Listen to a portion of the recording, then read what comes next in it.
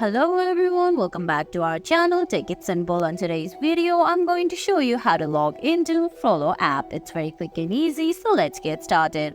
First of all, open the Frollo app on your phone. If you don't have the app yet, you can get it from Google Play Store or the Apple App Store. Once you do that, go ahead and launch the Frollo app. Now on the screen, you're going to see two options there: register with email and sign in.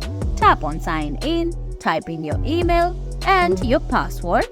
Make sure you don't make any errors while typing in your password. Once you've typed in your password, all you have to do is go ahead and tap on sign in from the bottom of your screen. And guys, that's it. That's how you log into Frollo. I hope you found this video helpful. If you did, please give it a thumbs up, leave a comment, subscribe to our channel and hit that bell icon. See you in the next video. Thanks for watching.